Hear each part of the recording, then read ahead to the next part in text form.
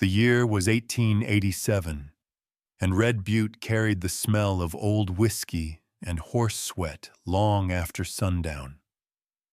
A storm was waiting somewhere beyond the canyon, pressing a dull hum against the windows of the dusted Jack's saloon. The lamps burned low, throwing syrupy light over splintered floors and men's boots caked with mud. A banjo stammered in the corner, until a boot heel stopped it mid-note.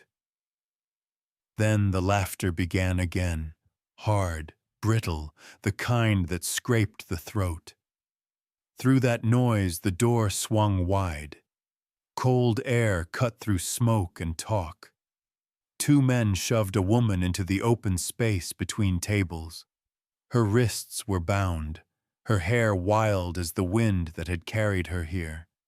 Rhea Vale didn't stumble. She stood like someone who had already hit the ground once too often to be surprised. The crowd leaned forward, the smell of dust and spilled ale thick as breath. "Too wild for any man," one barked, raising his cup. Another shouted odds, slapping coins on the bar. Rhea's chin lifted, eyes sharp as flint under the lamp's sway. The rope bit into her skin, but her voice stayed steady. "You think I'm yours to break?" she said, low enough that only the nearest men heard, and shifted uneasily. In the far corner, Elias Carter raised his head. The brim of his hat shadowed his face, but his hand paused on the cane beside him. He'd been nursing the same cup for an hour, knee aching from an old storm that once took his horse and nearly his leg. He watched as the man called Hank Reller climbed a chair, drunk and proud, holding Rhea's braid like a trophy. "This one don't listen, don't serve, don't crawl," Hank slurred. "Who's man enough to tame her?" The room roared, chairs scraped, Rhea's mouth tightened, not fear, but fury held still. Elias set his cup down. The sound was small but clean, like a nail struck true. He rose, cane gripped, weight on his good leg, and walked into the circle of smoke. The laughter died one breath at a time. He didn't speak at first. Only the click of his cane against wood counted seconds. Then, in that hush, his voice came, low and even. "How much for her rope?" Hank blinked. "You?" His lip curled. "A broke rancher with half a leg think he can handle a wild thing?" Elias didn't answer. He reached into his coat, pulled a worn leather pouch, and dropped silver coins on the table. The metal rolled until it stopped against Hank's bottle. "I don't buy people," he said quietly. "Just the rope that's cutting her skin." The saloon went still. Rhea turned her head, the lamplight catching in her eyes like a struck match. Hank laughed, short and mean, but he took the coins, greed faster than pride. "She's yours, cripple." Elias stepped closer, pulled his knife from his belt. The blade caught a shard of light as he sliced through the rope. The strands snapped, whispering like dry grass. Rhea rubbed her wrists, red marks bright against her skin. For a second, she met his gaze. There was no gratitude there, only recognition, like two creatures from the same storm finding each other's scent. He nodded once toward the door. "Come." She hesitated. Then, under the weight of all those eyes, she walked. The crowd parted, men staring, mugs frozen halfway. Outside, the night waited, cold and open. The lantern by the door flickered as she passed, a thin light trembling against the dark. Elias followed, the cane's rhythm measured and slow.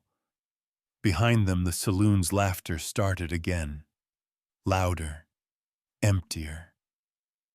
A gust of wind slammed the door against the wall, spilling lamplight across the floorboards.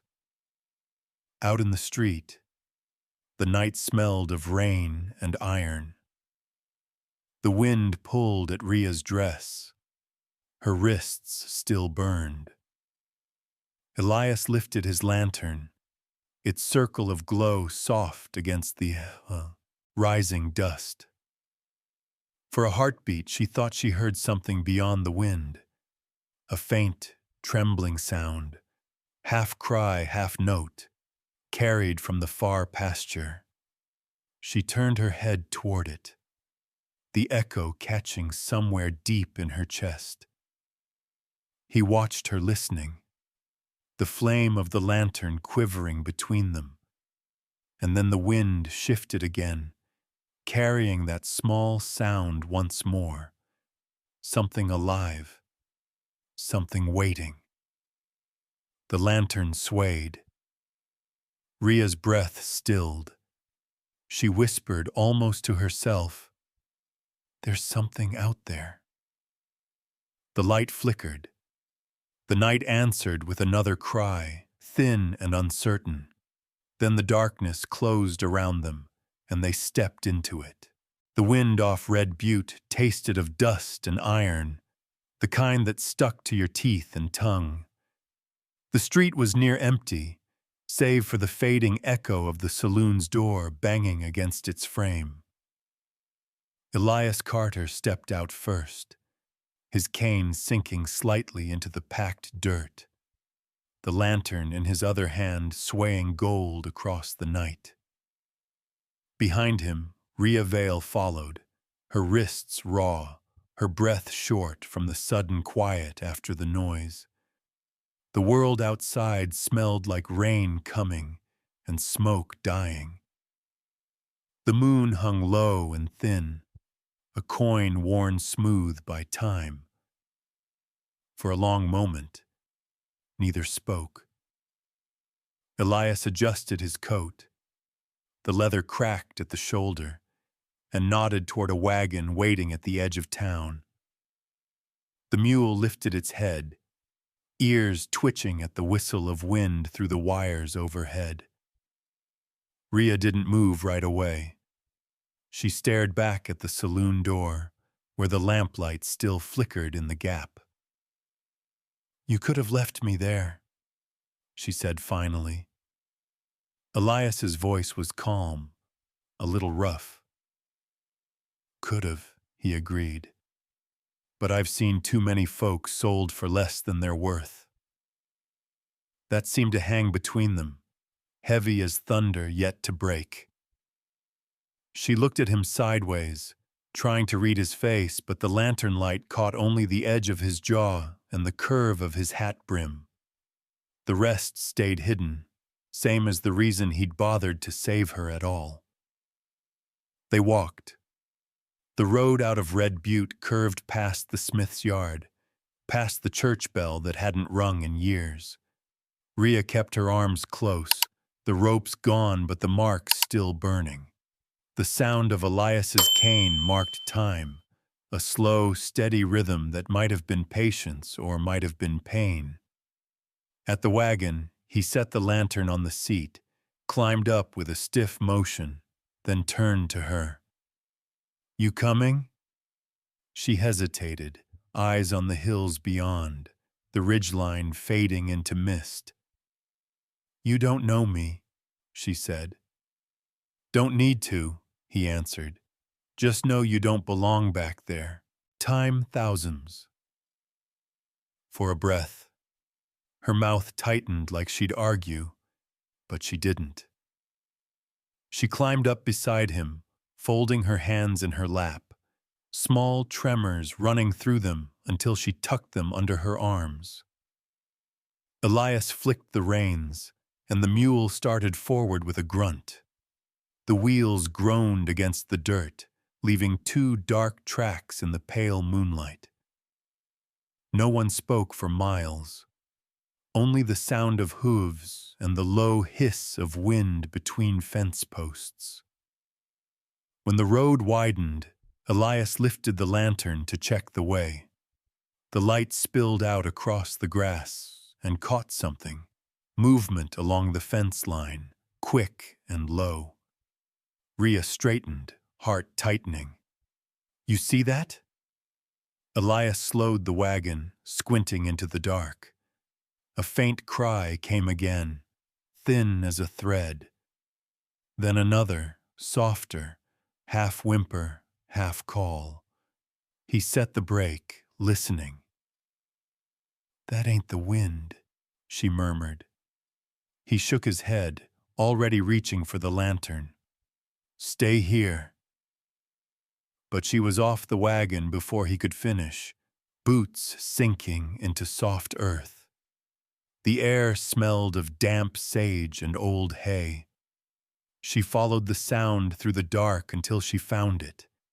Small, trembling, tangled in a patch of barbed wire. A foal. Gray as smoke, its sides heaving, one leg scraped raw. Its eyes rolled white when she knelt beside it.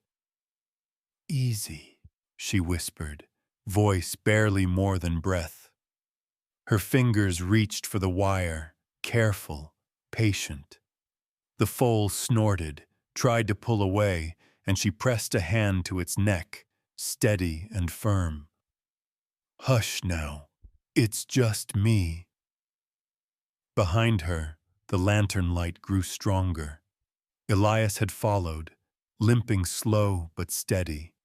He stopped a few feet away, watching her hands work, steady, sure, kinder than she'd ever admit.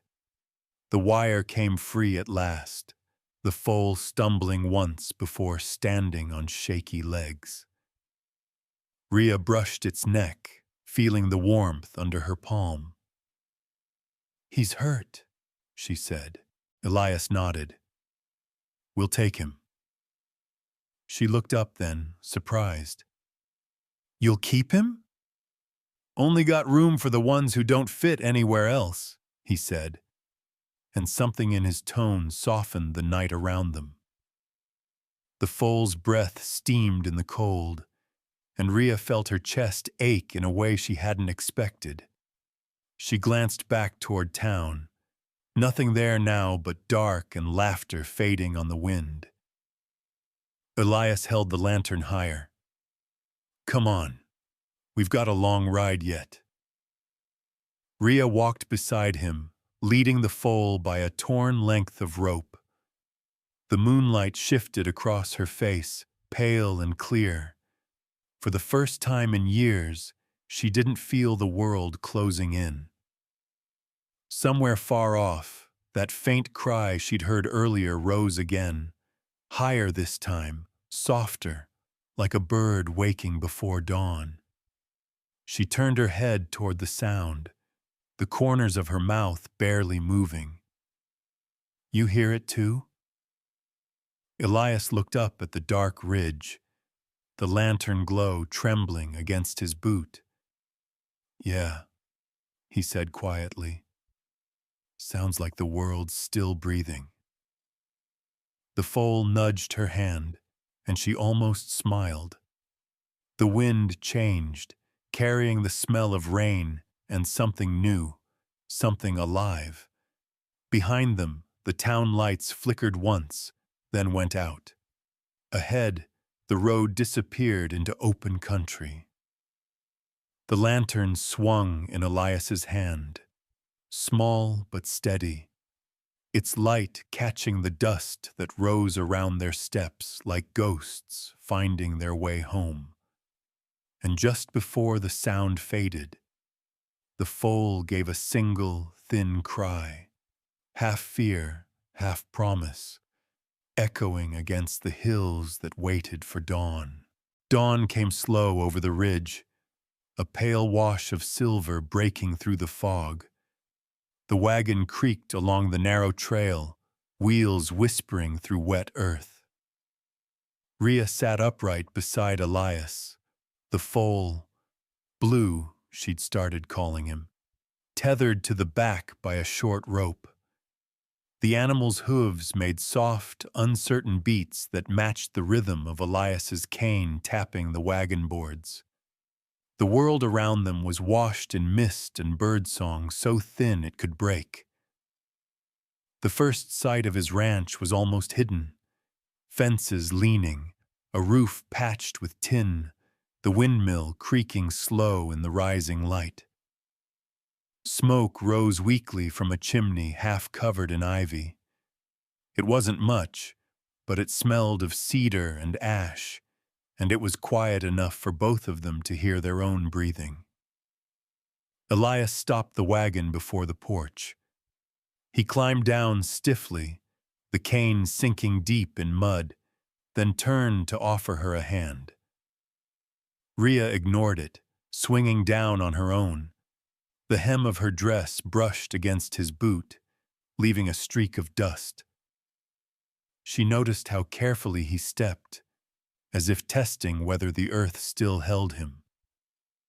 He nodded toward the house. "There's water in the pump, wood by the stove." His voice had that quiet weight of a man used to talking only when needed. Inside, the cabin smelled of smoke and old leather. One room, a loft above, and shelves lined with jars of nails and folded cloth. A saddle hung by the door, cracked but polished clean. Elias leaned the cane against the table, unbuttoned his coat, and gestured upward. "Bed's made. Towel by the basin." Rhea's eyes moved slow, mapping the corners. The rafters were low, the windows narrow, yet light pooled in the dust like something alive. She hesitated before the ladder to the loft, fingers brushing the rung, testing its roughness. Elias didn't move closer. He just waited, letting her decide what came next. She climbed. The steps creaked but held. The loft was small, no more than a mattress laid across planks, a folded quilt, and a narrow window facing east. Through it, she could see the fog lifting off the valley. For a moment she stood there, breathing in the faint scent of pine sap and soap. The air tasted clean in her mouth, sharp and new. She knelt by the basin, dipped her fingers into the cool water, and watched the ripples spread. It felt like the first touch of belonging, and frightened her. Below, Elias moved through the room with slow precision. The scrape of his boots, the soft clatter of tin cups, each sound anchored her more than she wanted to admit. When he stepped out to tend the mule, Rhea leaned out the window. From here she could see the corral beyond the barn, and beyond that, the open fields where Blue grazed uncertainly, tail flicking against flies. The sky was brightening, a fragile blue that promised heat by noon. For a heartbeat, she thought of other roofs she'd slept under, barns thick with straw and the smell of men's boots, camps where laughter turned quick to shouting. None of them had walls that felt this still. Her fingers curled on the windowsill, half ready to run, half unwilling to. The door below opened. Elias set down a sack of feed, dusted his hands, and looked up. Their eyes met through the slats of the loft. He didn't speak, just gave a small nod before turning to the stove. The gesture was simple, but it felt like the world's quietest welcome. Rhea sat back on her heels. The wood under her palms was warm from the sun. She heard the fire catch below, the slow hiss of water heating in the kettle. For the first time in years, she didn't brace herself for shouting or footsteps behind her. Outside, a gust of wind pushed through the cracks of the wall, carrying the scent of rain and earth. The sound reminded her of something she couldn't name, a lullaby from too far back to recall the words. She lay down on the narrow bed, eyes tracing the uneven boards of the ceiling. Every creak in the house felt alive, like the place itself was breathing with her. Sleep didn't come, but the stillness wrapped around her like a soft, uncertain truce. When she opened her eyes again, the light had changed. The shadows of tree branches danced across the wall, gentle and unhurried. Below, Elias's footsteps crossed the porch. He paused, and the hinge of the door groaned as it swung open to the wind. Rhea turned her head toward the window. Through the lifting mist, she caught sight of something small moving near the corral, a shimmer of gray, barely there. Blue, testing his legs, lifting his head toward the sound of the wind as if listening. She exhaled, a breath she hadn't known she'd been holding. The air was cold, but it didn't bite anymore. Then, faint and far beyond the hills, came a note. Thin, trembling, like a bird calling across distance. Rhea's eyes widened. She leaned closer to the glass, heart stumbling once. Down below, Elias stopped on the steps, tilting his head toward the same sound. The lantern by the door flickered against the gray morning. Neither spoke. The wind carried the echo again, soft but certain. Rhea whispered, barely moving her lips. "There it is again." And the sound, whatever it was, answered. The flame quivered, and both of them turned toward the hills. The morning was no longer still. Morning came with a thin light spilling through the cracks in the shutters, pale and kind. Rhea woke to the sound of a bucket striking the well, and the faint rhythm of water slapping against tin. The scent of wood smoke crept up from below, mingling with the bitter perfume of brewing coffee. She sat up slowly, feeling the weight of sleep slide off her like dust. Downstairs, Elias moved with quiet certainty. Every motion had the patience of habit, the measured pour, the soft thud of boots on the plank floor.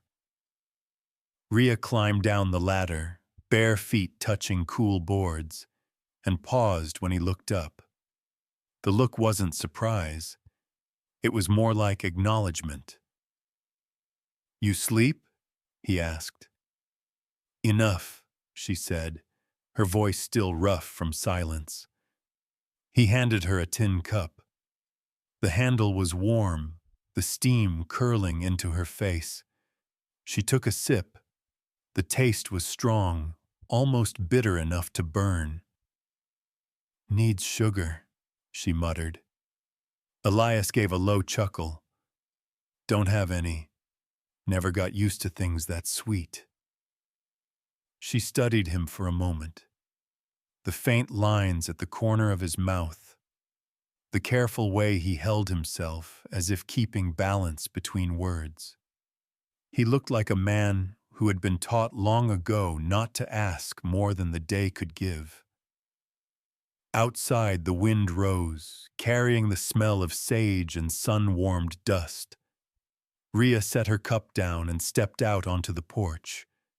The boards were rough beneath her feet, cool in the shade. She reached for the pump, worked the handle until water spilled out clear and cold, splashing her wrists. The touch of it stung against the rope marks still faint on her skin. When she turned back, something small rested on the porch rail, a pair of worn leather gloves, brown and soft at the seams. They were just her size. Elias leaned in the doorway, one shoulder against the frame, watching her reaction. "You left these," she said. "No," he answered. "They're yours. Don't act like you're hiding a crime. Work like you belong." The words hung in the air longer than he meant them to. Rhea hesitated, then slid her hands inside the gloves. They fit perfectly, molding to her fingers like something that had been waiting for them. She flexed her palms once, twice, feeling the creak of leather. The smallest part of her chest warmed, dangerously close to gratitude. Without speaking, she moved down the steps, broom in hand. The wind lifted her hair as she swept the porch clean of last night's dust. Elias went about mending a harness by the door, the scrape of his knife soft and steady.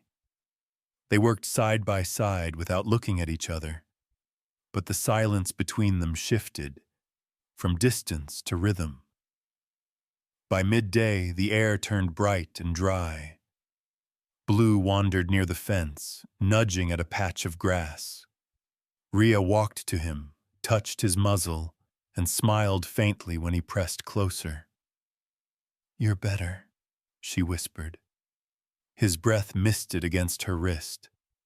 For a moment she forgot to guard herself. When she came back, Elias was sitting on the porch step, cleaning his cane with an oiled rag. He nodded toward the gloves. "Fit all right?" "They'll do," she said, setting her broom aside. He studied her face a second longer than necessary, then looked away. "Good. Work's easier when your hands stop hurting." Rhea sank down on the other end of the step. The air shimmered with heat, cicadas humming somewhere beyond the corral. She let her eyes close, just listening. The quiet wasn't empty. It held the low murmur of wind through grass, the creak of the porch, the faint hitch of Elias's breath. Her thoughts drifted to places she didn't visit often, faces half remembered, a name she'd buried under too many miles.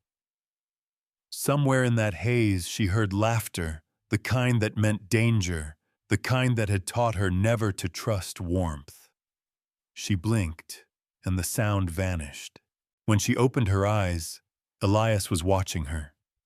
He didn't ask what she'd remembered. He only said, "There's more work tomorrow if you want it."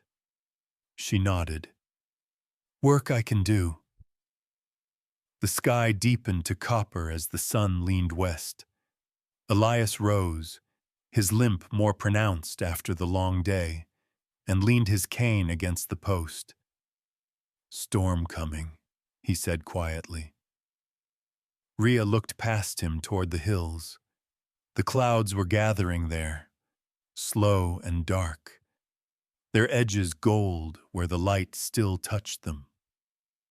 She thought of the way Blue had lifted his head earlier, ears twitching toward something unseen. "You always know when storms are near?" she asked. He smiled without looking at her. "They talk to my knee before they talk to the sky." Thunder rumbled far off, a single deep note rolling through the heat. Rhea breathed it in, the sharp scent of rain and dust mixing like memory. She wanted to say something, thanks maybe, but the words caught on the edge of her throat. Instead, she stood and reached for the gloves again, tightening them at the wrists. The wind swept across the yard, rattling the tin roof, lifting the hem of her dress. Somewhere beyond the fence, Blue neighed once, restless. Elias glanced toward the sound, then at her. Their eyes met, brief and steady. The storm's shadow touched the porch. The lantern by the door flickered once, flame bending with the wind. Ria's fingers tightened around the rail. The first drop of rain fell, dark against the wood. Then came another cry from the pasture, thin, sharp, almost human. Ria turned her head, heart stumbling. Elias froze, listening. The rain began to fall. The rain had come slow at first, whispering through the grass like a secret. By dawn, it had stopped, leaving the air clean and raw, the ground soft enough to remember every hoofprint. Elias and Ria moved through the morning mist without words. The foal's cry still echoed somewhere in her mind, a thread that tugged each time the wind shifted. They found him near the lower fence, small, gray, trembling, tangled in a patch of broken wire.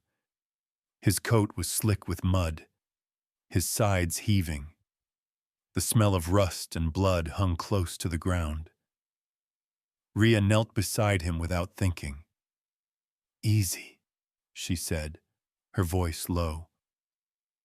The foal flinched, but didn't fight. She reached out, fingertips brushing the wire, careful not to startle him. Elias stood behind her, his shadow falling across them both. "Can you cut it?" he asked. "Not yet. He's too scared." The foal's eye rolled white, wide with panic. Ria pressed her hand to his neck, feeling the pulse thrum beneath her palm. "Shh," she whispered. "You're all right. I'm not here to break you." Something in her tone softened the air. The foal stilled. Rainwater dripped from his mane onto her sleeve. She worked the wire loose, inch by inch, until the last strand fell away with a sigh. The animal stumbled once and steadied, legs shaking under his weight. Elias crouched down beside her, his bad knee cracking. "That's a lucky one," he murmured. Ria glanced up, mud streaking her cheek. Luck had nothing to do with it. He smiled faintly. "You say that like someone who's used it all up." She didn't answer. The foal leaned into her hand, breath hot against her wrist. His ribs fluttered like leaves. Ria met Elias's eyes. "He needs shelter. We've got a barn." Together, they led him back, slow through the wet field. The morning light brightened as clouds thinned, painting the world in silver and pale gold. Ria could feel the foal's tremor traveling through the rope into her own fingers, a fragile heartbeat shared between them. Inside the barn, it smelled of hay and cedar. Elias spread a blanket across the stall floor.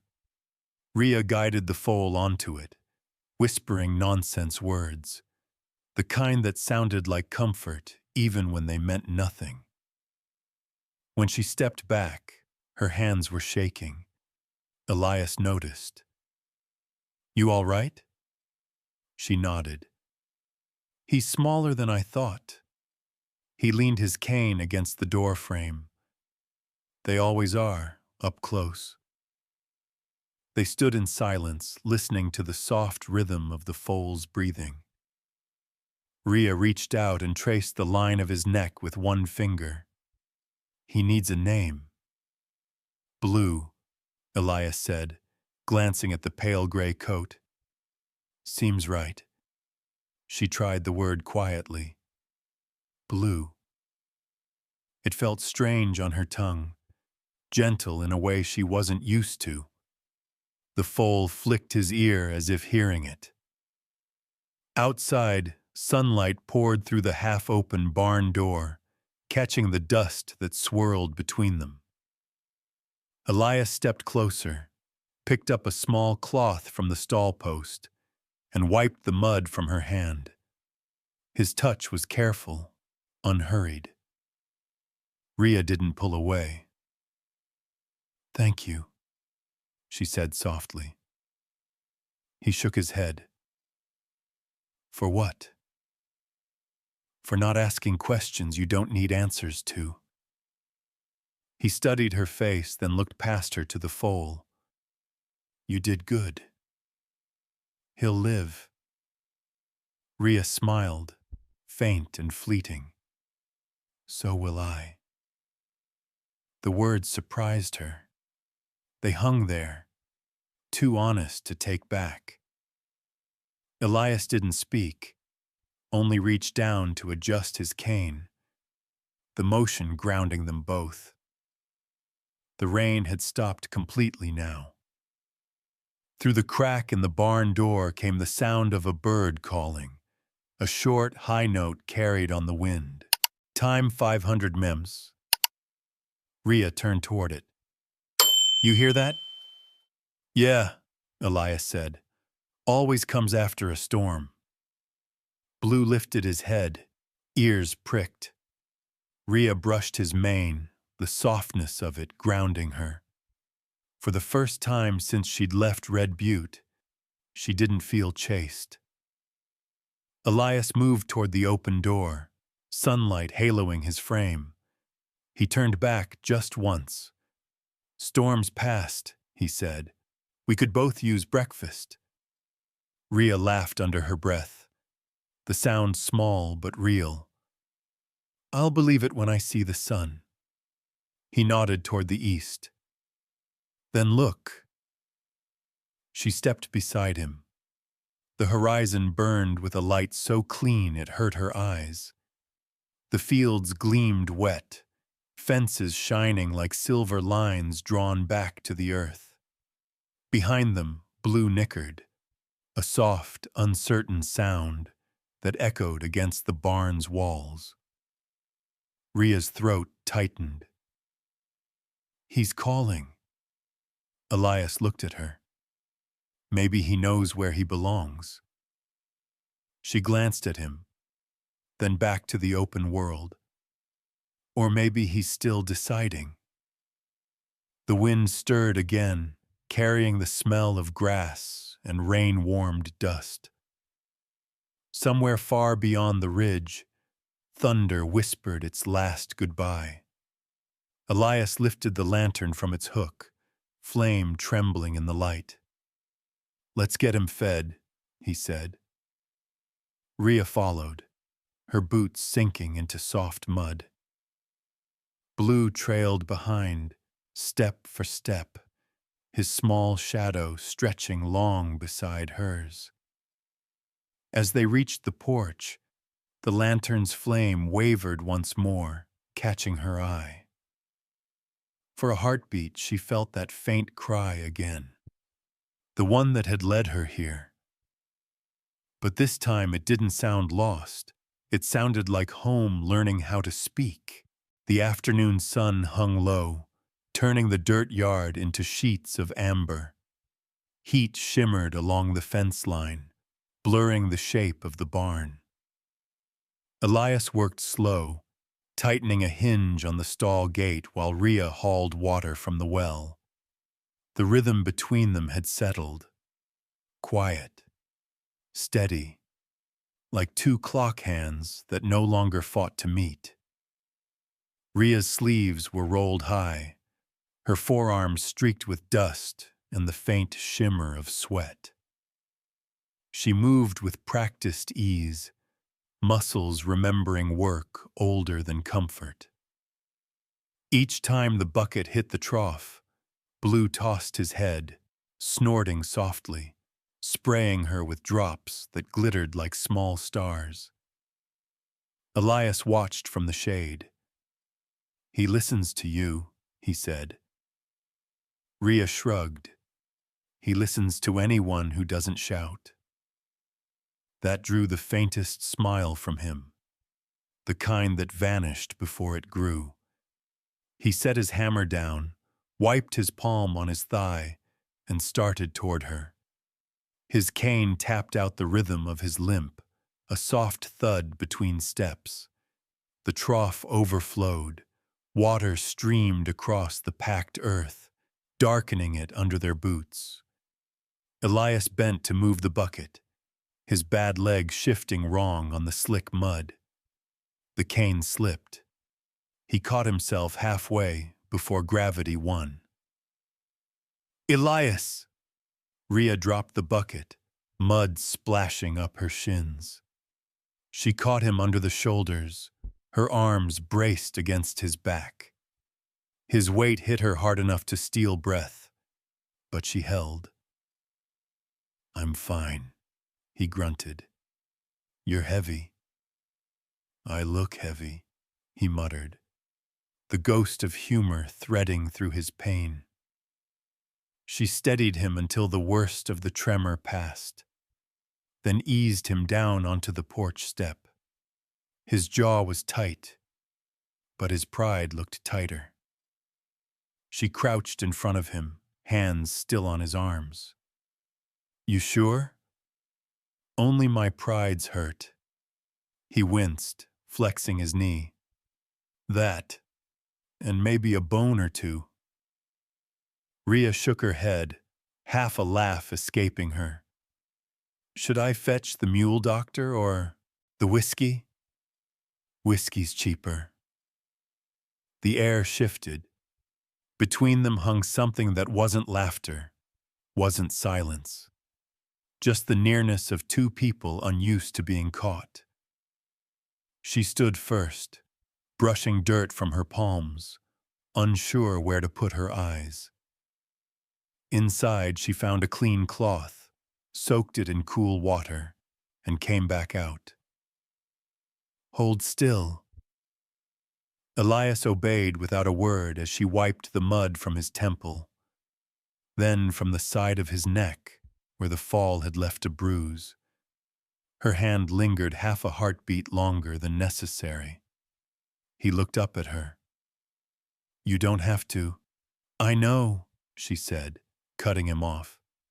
But you'd do the same. He didn't argue. The lantern by the door swayed faintly in the wind, casting gold across her face. Later, when the light began to thin, Rhea sat at the table with the ranch ledger spread open. The pages smelled of dust and smoke. She ran a finger down a column of numbers, mouthing the words under her breath. Elias, now settled in his chair by the hearth, glanced over. You read? Some, she said. Enough to keep the roof from leaking. He nodded, half amused. That's more than I can say for most. Rhea made a small mark, then looked up.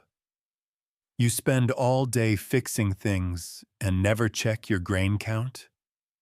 He chuckled softly. Didn't think I'd need to. Then you were wrong. She tapped the page. You're short on feed. 3 sacks, maybe 4. He watched her a long moment.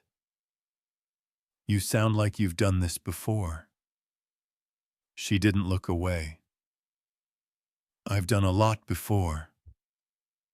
For a while, neither spoke. The fire popped, and somewhere outside, Blue kicked at the stall wall. Rhea turned the page, noting the date in neat script. The sound of the pen against paper filled the room like rain.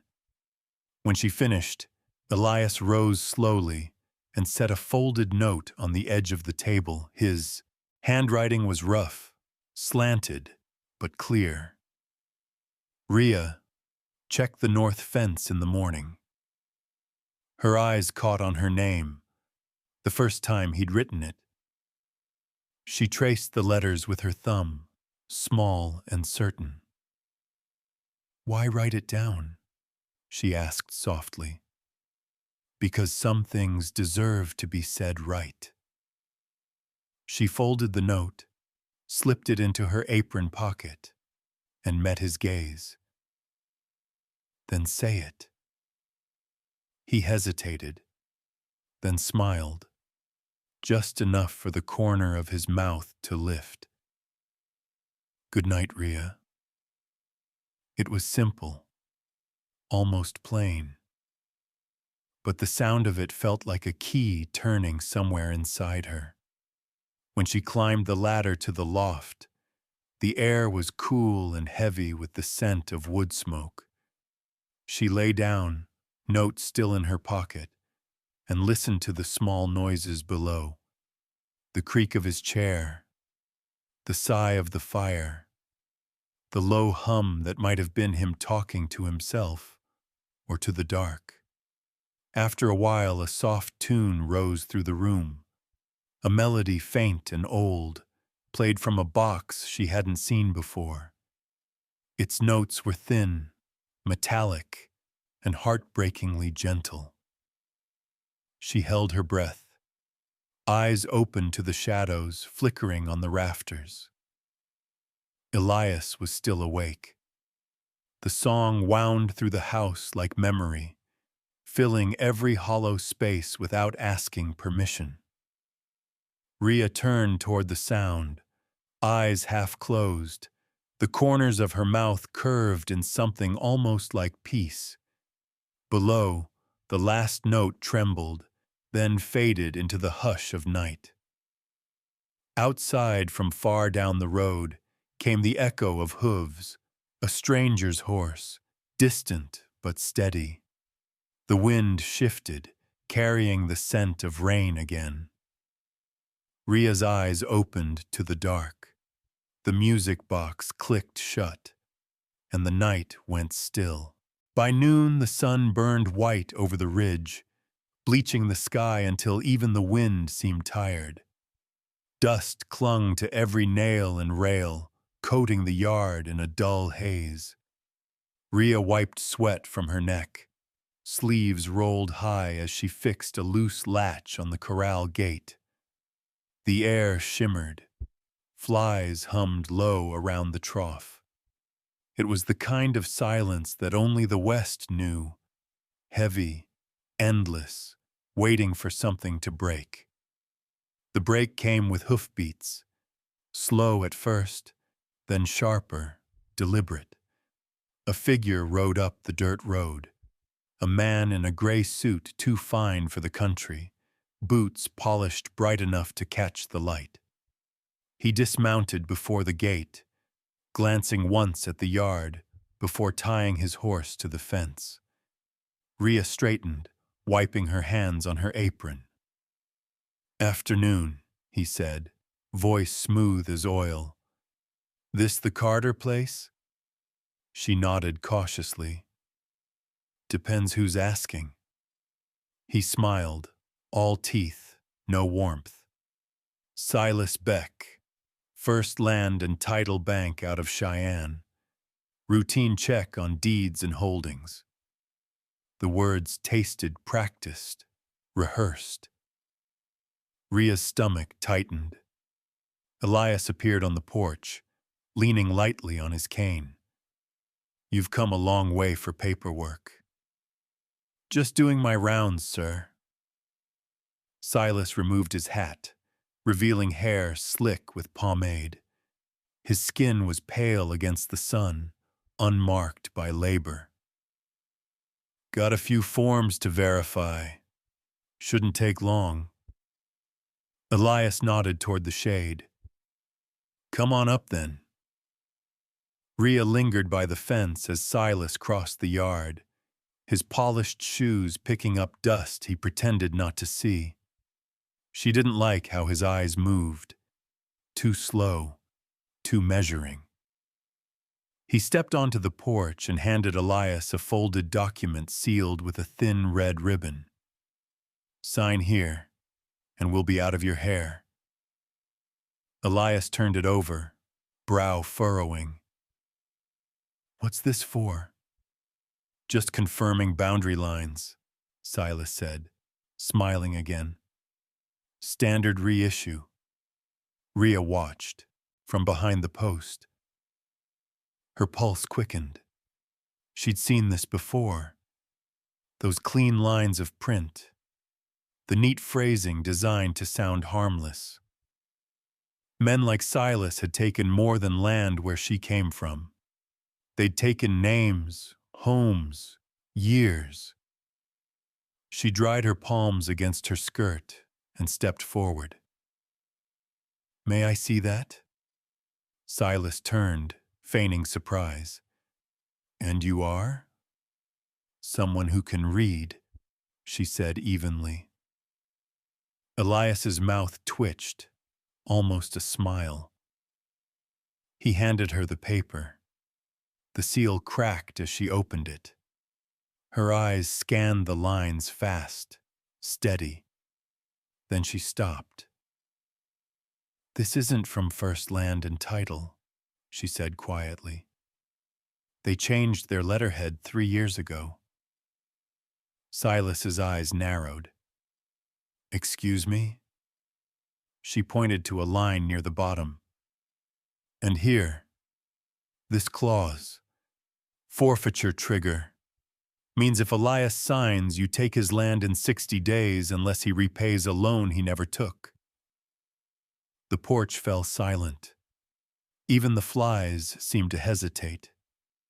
Elias's grip on his cane tightened. Silas's jaw stiffened before the false smile slid back in place. You've got quite an imagination, miss. I've got memory, she replied.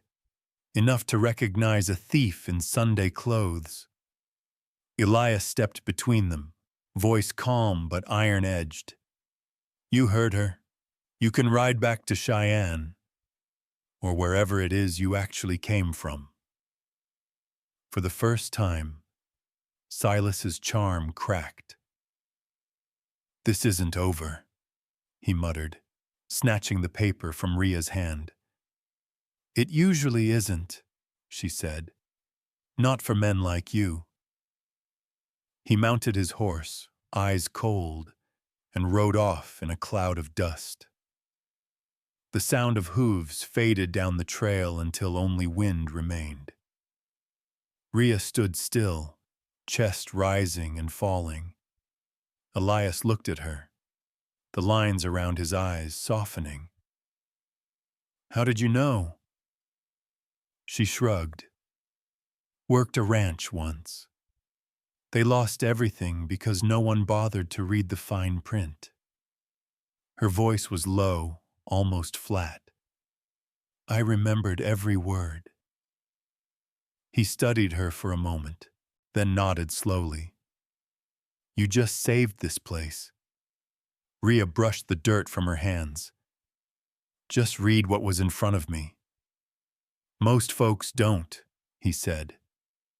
Their eyes met, quiet understanding passing between them.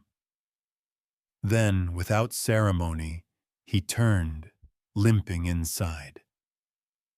When she followed a while later, something small rested on the kitchen table, a bundle wrapped in linen. She untied it carefully. Inside lay an envelope, yellowed with age, labeled seeds. Elias's voice came from behind her. My mother's. She saved them every spring, said she'd plant them when the house felt right. Rhea looked up. Why give them to me? Because maybe the house finally is, he said, his gaze unreadable. Or maybe it just needed someone who knows what roots are worth. Her throat tightened. She pressed the packet to her chest. Words rose and fell unspoken. Outside, the wind shifted, brushing through the dry grass. The last traces of Silas's dust drifted away into the hills. Rhea looked toward the door, her reflection faint in the glass. Maybe I'll plant them tomorrow. Elias nodded once. Maybe you should. The air between them changed. Something softer, almost dangerous. The kind of quiet that could grow into anything if left alone long enough. As evening fell, she placed the seed packet on the table. Her hand lingered there, palm flat against the wood, as if listening for the house to breathe. The lantern flickered. Outside, the wind carried a new scent. Rain mixed with earth. Rhea turned toward it, eyes dark with thought. "Home," she whispered, testing the word like a language she hadn't spoken in years. And far off, from the hills beyond the fence, a single bird answered. Dawn came soft and colorless, the kind of morning that carried no promise but a quiet chance to begin again. The air was cold enough to bite, and every breath Rhea drew felt sharp, clean. She stood beneath the porch, a small tin pail at her feet, the packet of Elias's mother's seeds in her hand. The paper was thin, brittle from years of waiting. She turned it over once, then crouched to touch the soil. It was damp and dark, still clinging to the night's chill. Her fingers dug slow, careful. Each motion steadied her heartbeat. The sound of a sparrow winged across the yard, and she glanced up, startled by how near it felt. Rhea pressed the first seed into the earth. "You've waited long enough," she whispered, voice hushed as if afraid the morning might hear. Behind her, the door creaked. Elias stood in the frame, one hand resting on his cane. His shirt sleeves were rolled, the fabric faded pale. He didn't speak.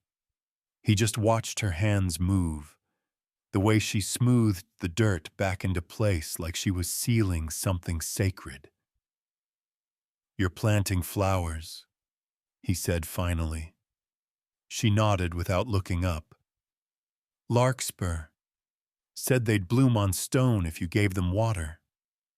He smiled, small and real. "You believe that?" Rhea sat back on her heels, brushing soil from her palms. "I have to." The wind stirred, cool against her face. For a long time, neither of them moved. The world seemed to hold its breath. No cattle, no birds, only the soft crackle of the house settling behind them. Elias took one slow step down the porch, his limp measured but sure. "They'll take root," he said quietly. "You've got a steady hand." She looked up at him then. His eyes were darker in the shade, steady and unreadable, but there was something there she hadn't noticed before. A kind of trust that didn't need to be named. It made her chest ache. After he went inside, Rhea stayed by the patch of soil, tracing the outline with a fingertip. "House feels right," he'd said. The words had sounded easy when he spoke them, but they lingered heavy in her mind. She thought about all the roofs she'd left behind, the hands that took, the promises that burned out quick as matches. A house wasn't a place. It was the pause between two fears.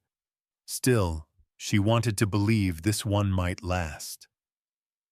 By noon, the wind picked up, tugging her hair loose. Rhea went inside, washed her hands, and found the ledger waiting open on the table. Elias had added a single line at the bottom in his careful scrawl. "Feed bins low. Fix before Sunday." Beneath it, he'd drawn a small mark, a half circle that looked almost like a smile. She couldn't help one of her own. But as she poured water for coffee, something else began to creep in. the silence felt too still, the kind that reminded her of leaving. She glanced toward the seeds through the window. They looked fragile against the wide, empty yard. That night, she couldn't sleep. The wind groaned through the rafters, pressing against the thin walls like an old regret. She turned the folded seed packet in her hand, fingers brushing the faded ink. Beneath it lay the note Elias had written, her name scrawled across it in rough, certain strokes. "Rhea," she whispered into the dark, testing the sound like she was hearing it for the first time. The room answered with silence. She rose before dawn, moving quietly down the ladder. The fire in the hearth had gone to ash, gray and fine. On the table, she placed the note beside his empty cup. Then, on a scrap torn from the ledger's edge, she wrote 4 words in her straight, small hand. "Thank you for letting me survive." The ink bled slightly where her pen pressed too hard. She read it once, then folded it clean and set it by the mug. Outside, Blue shifted in the stall, nickering softly as she opened the door. "Hush," she said, tying the worn rope to his halter. "I'll be back."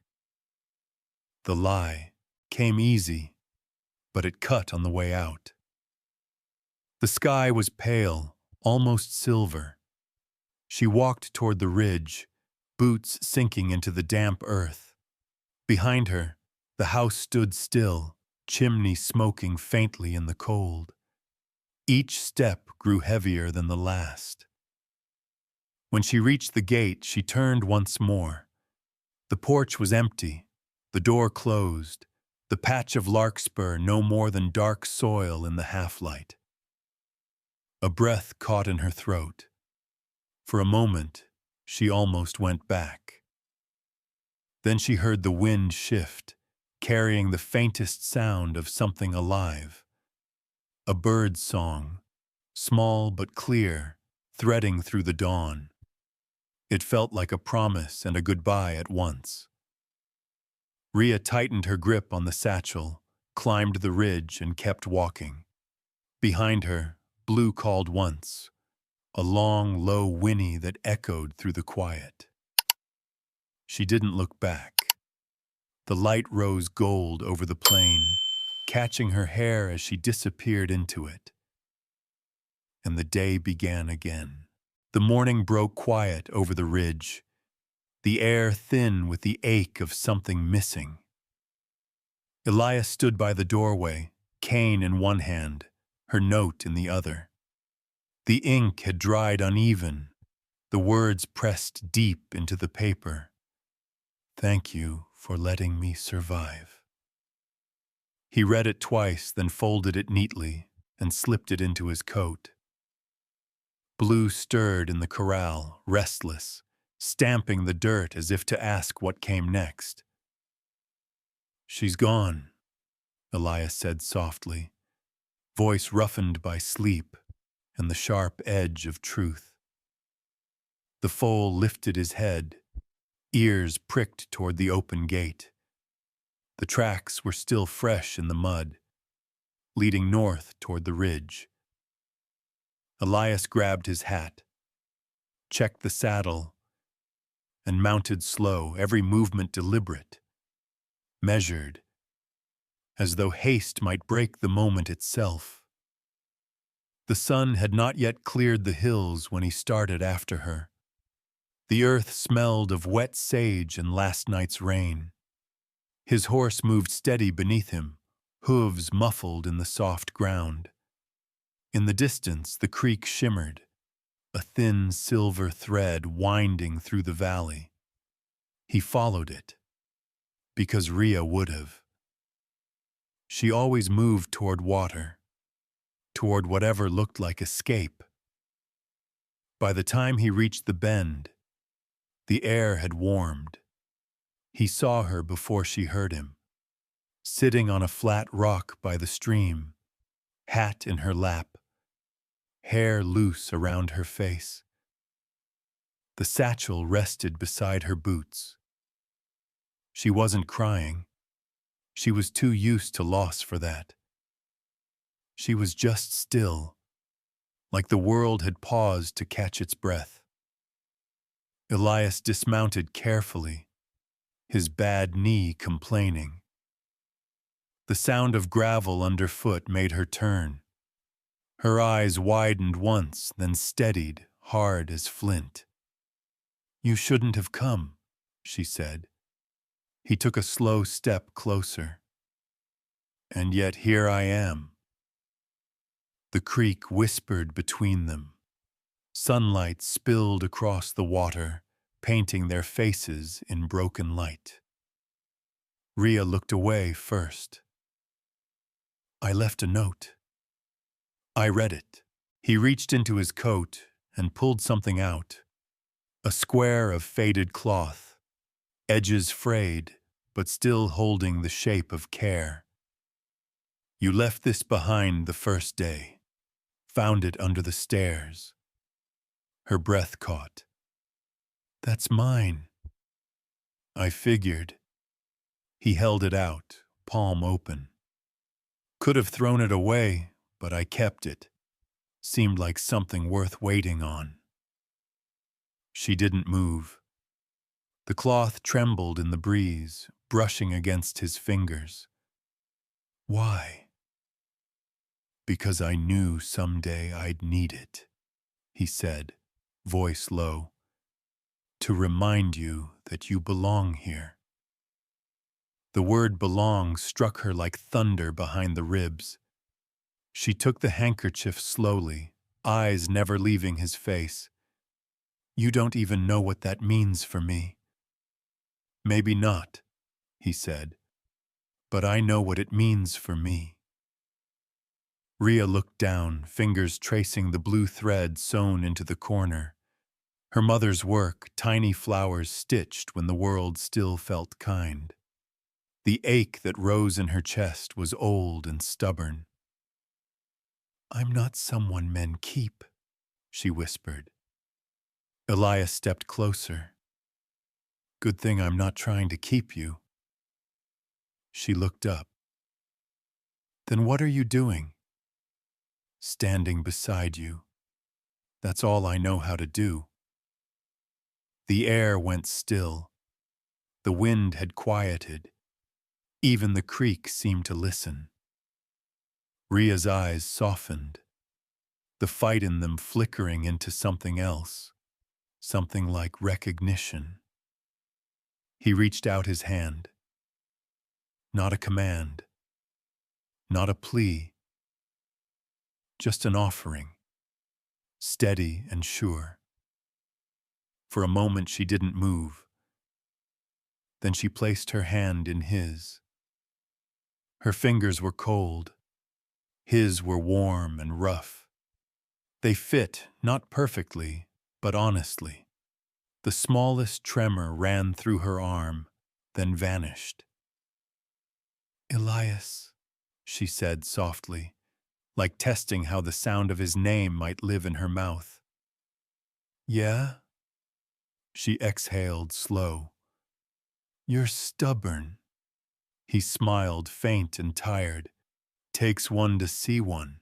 She laughed, barely, but enough to change the air around them. The sound startled a bird from the brush, wings flashing bright against the sky. They stood there a long time, neither speaking. The light bent through the leaves, shifting across their faces like the passage of an unseen clock. When Rhea finally pulled her hand back, it wasn't to leave. It was to brush the dirt from her skirt. "We should go home," she said. Elias nodded once, as if the word home had been waiting between them for years. He helped her into the saddle, then climbed up behind her, one arm steadying the reins, the other loose at his side. The horse turned toward the ridge. As they rode, the valley opened before them, wide and golden. Rhea looked back once. At the bend of the creek, she saw it. A single sprig of larkspur, pushing through the damp soil, small and violet, bending toward the sun. Her lips parted.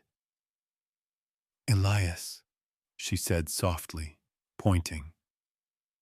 He followed her gaze, eyes narrowing in the light. "Looks like they took root." The breeze carried their laughter, faint and bright, down the length of the water. By the time they reached the rise, the house came into view, the porch bathed in morning glow. Blue waited by the fence, tail swishing, as if he'd known all along she'd come back. Elias dismounted first, his knee giving a small protest. He turned, offering his hand. This time, she didn't hesitate. They walked the last few steps together. The lantern by the door still burned low, its flame thin but steady in the wind. Rhea paused at the threshold, glancing at the patch of soil where she'd planted the seeds. Tiny green shoots had begun to break through the dirt. Her throat tightened. "Did you water them?" He smiled. "Didn't have to. Rain did it for me." She looked at him for a long, quiet heartbeat. Then she stepped inside.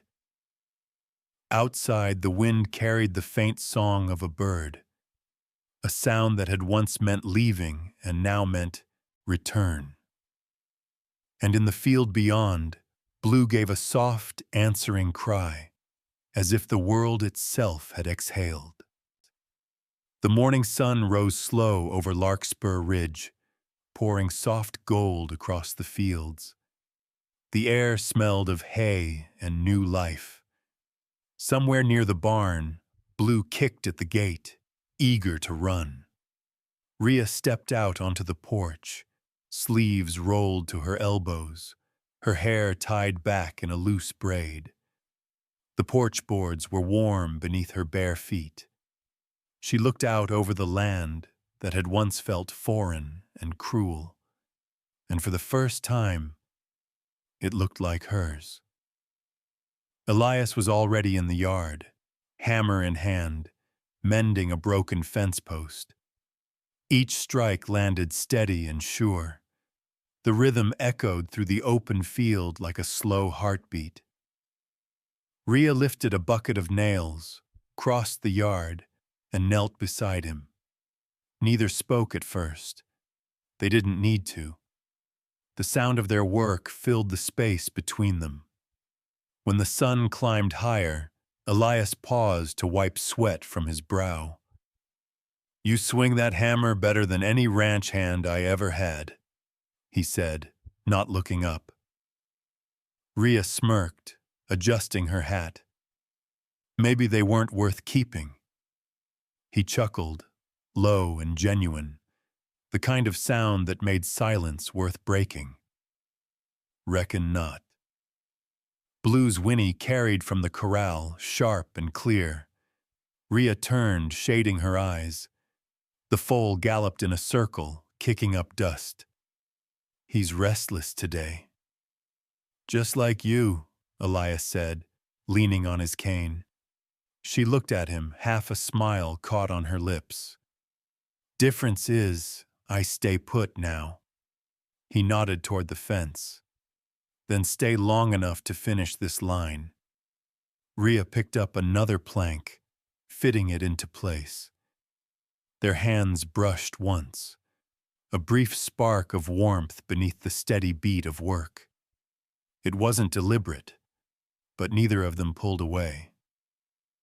By midday, the sky burned blue and endless. Elias limped to the porch to pour coffee while Rhea stacked the last of the lumber. When she came up, the steps, there were 2 tin cups waiting. One sat closer to her chair. You learning to read minds now? She asked.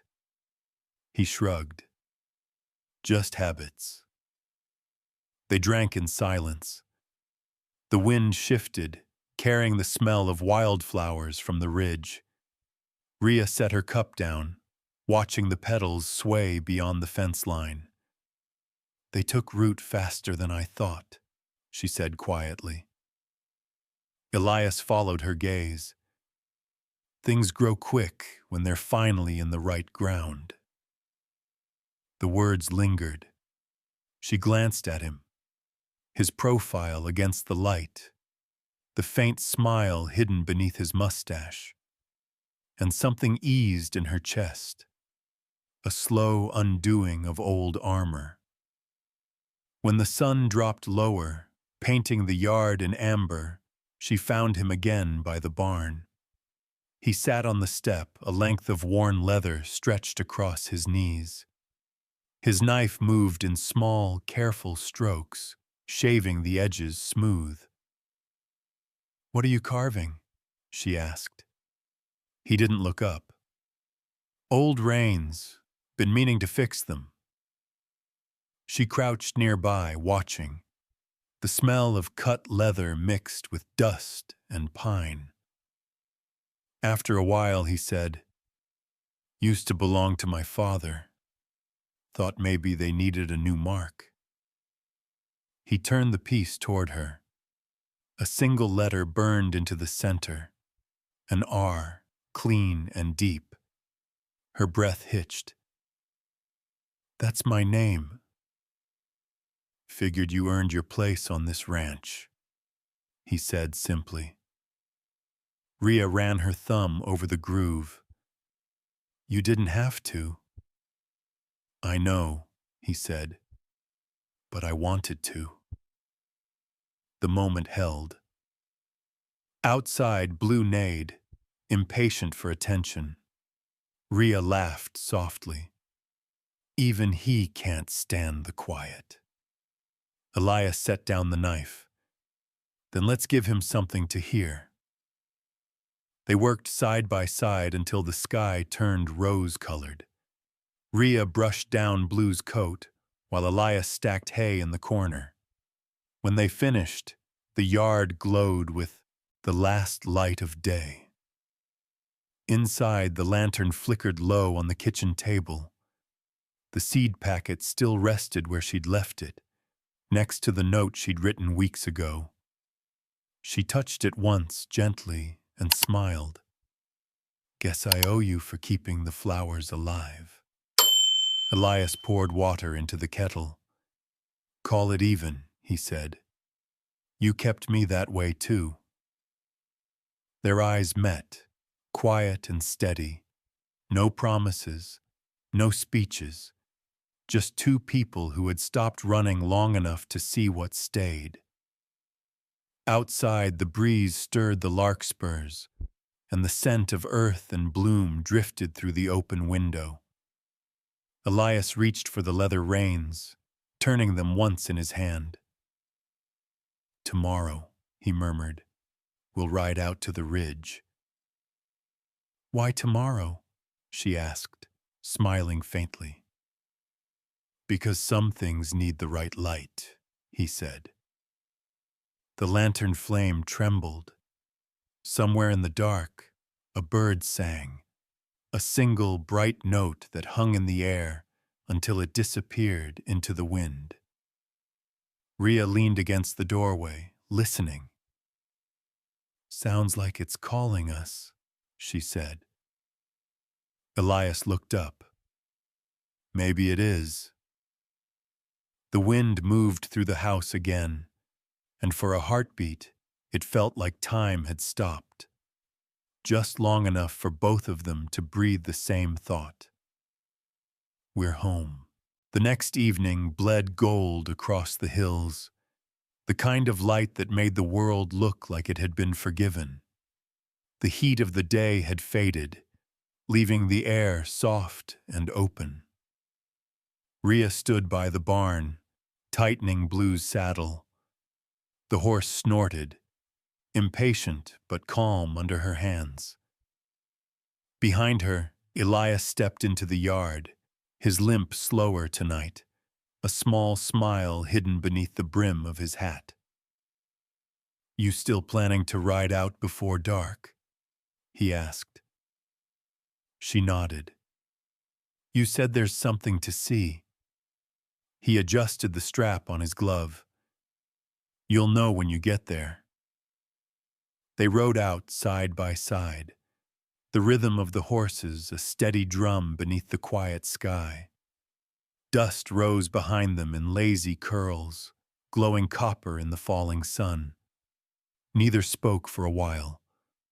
It was enough to hear the sound of wind against leather, hooves on hard ground, and the faint hum of summer crickets. When the ridge came into view, Rhea slowed.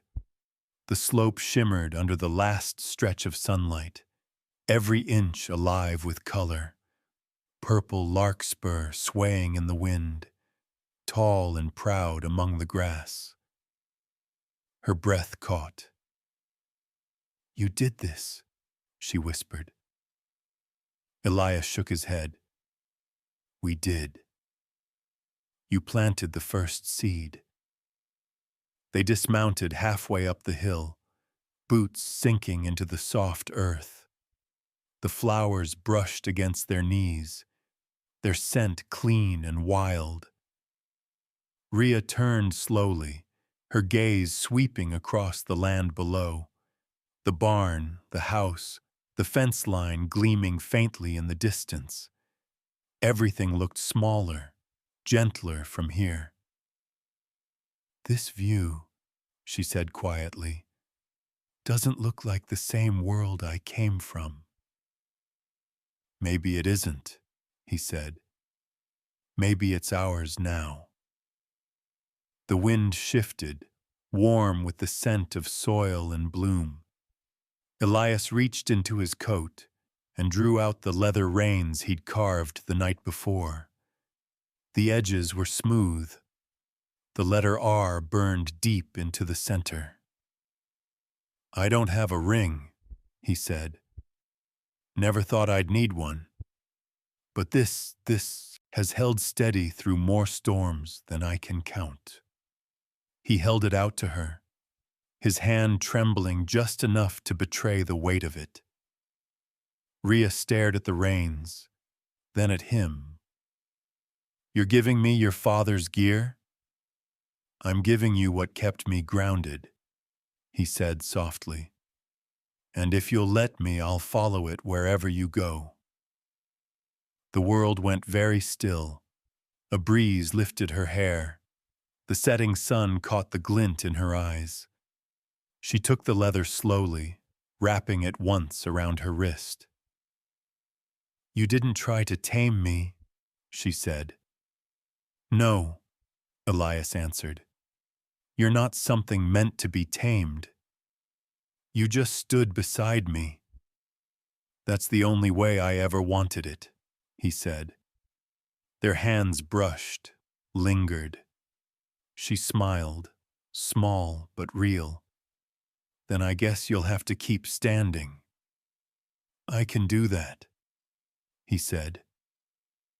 The wind rippled through the flowers, bending them toward the west. For a while they just stood there, watching the light fade from gold to blue, the stars beginning to blink awake. Rhea's voice came soft. "When I first got here, I thought this land would swallow me. Now I think it's teaching me how to breathe." Elias looked at her, eyes bright in the twilight. "That's all I ever wanted for you." She reached out, fingers brushing his sleeve. "For us," she corrected. He nodded once. "For us." From the valley below came Blue's distant whinny, a sound of life, of something that endured. Rhea turned toward it, eyes shining. "He's calling." "Let him," Elias said. "Even the wild things deserve to sing." They started back down the slope together, their steps slow, sure. At the bottom of the hill stood the wooden sign he'd built earlier that day, blank until now. Rhea took his knife, carved the first letter herself, careful, deliberate strokes. When she finished, she stepped back. The words gleamed faintly in the lantern light. Larkspur Ridge. Elias set the lantern on the post. "Looks right," he said. "It feels right," she answered. He extended his hand. She took it. The lantern flame flickered once, then steadied, casting a soft glow across their faces. The flowers above swayed gently, the night wind humming through their stems like a hymn. No vows, no preacher, no crowd. Just earth, air, and two hearts that had finally stopped running. As they walked toward the house, the first stars shimmered above the ridge. Behind them, the lantern burned bright against the dark, its light falling on the name they had claimed together. And somewhere near the edge of the field, a single unopened bloom swayed, waiting for morning. Morning drifted soft and pale over Larkspur Ridge. Dew clung to every blade of grass, and the flowers, trembling violet in the wind, swayed like the breath of something newly alive. The world felt lighter, quieter, as if it had finally found its rhythm again. Rhea stepped onto the porch, shawl wrapped loose around her shoulders. The air was cool enough to taste, sharp with the scent of damp wood and bloom. Down by the corral, Blue pawed at the ground, eager for the day. Elias stood beside him, checking the latch, his cane leaning against the post. He looked up when he heard her steps. "Morning," he said, voice warm, easy. She smiled faintly. "You're up early." "Couldn't sleep," he said. "Too much quiet." Rhea laughed softly. "You used to hate noise." "I still do," he said, "just not the kind you make." She shook her head, hiding a grin. The wind brushed past, carrying the sweet smell of larkspur through the open yard. It had been weeks since the day on the ridge, yet every time she saw those blooms, she felt the same quiet pulse inside her chest, a calm that had nothing to do with safety and everything to do with belonging. Elias joined her on the porch, handing her a tin cup of coffee. Steam rose between them, blurring the space where words weren't needed. They stood there a while, watching the light crawl across the hills. "Hard to believe this place was dust when I found it," he said. Rhea sipped, her voice low. "Hard to believe I was dust, too." He turned toward her, the lines around his eyes softening. "Not anymore." "No," she said. "Not anymore." Blue neighed from the yard, impatient. Rhea set down her cup and started toward him. "Come on, boy," she called. The foal trotted forward, head high, his coat silver under the rising sun. Elias watched from the porch, the smile returning to his face, the kind that said everything had finally come full circle. She ran a hand down Blue's neck, whispering something only he could hear. Above them, the sky opened wide, clear and endless. The land stretched golden, every fence mended, every shadow softened by light. When Rhea looked back, Elias was still there, framed by the doorway. He lifted his hat, shading his eyes from the sun. You coming back in? In a minute, she said. Just wanted to see how it all feels. How does it? She turned, gaze sweeping over the flowers, the house, the man she hadn't expected to love. Like a life I almost missed, she said. Elias nodded, quiet pride in his eyes. Then we did something right. Rhea smiled, walking back to him. We did. They stood together as the morning widened, the last cool breath of dawn giving way to warmth. The lantern by the door still burned faintly from the night before, its flame small but steady, like the house, like them. From the ridge above, a soft breeze stirred the blossoms, and a single unopened bud trembled, ready to bloom. Rhea glanced at it, then at Elias. Next season, she whispered. He followed her gaze. Yeah, he said. Next season. The wind carried the scent of larkspur through the open air, wrapping around them like a quiet promise. A promise that love, once found, would keep growing, even through silence, even through time. And as the light turned honey gold, the ranch breathed in unison. The man, the woman, the horse, and the hill covered in flowers, alive, enduring, and finally at peace. Sometimes, the most powerful love stories aren't about grand gestures, but about two people learning to stand side by side, quietly, faithfully, through the changing seasons of life. Larkspur Ridge reminds us that love doesn't fade with time. It deepens. It finds its way into the small things. A steady hand, a shared sunrise, a home built not from wood and nails, but from understanding. If this story touched your heart, if it reminded you of someone you once rode beside, or someone you still hold close, we'd love to hear your thoughts in the comments below. Your memories and reflections mean more than you know. They keep these tales alive for generations to come. Please take a moment to like this video, subscribe to our channel, and turn on the notification bell so you won't miss the next story from Western Tales. We share new Wild West love stories every week. Stories of courage, faith, and tenderness that endure through time. Thank you for riding with us.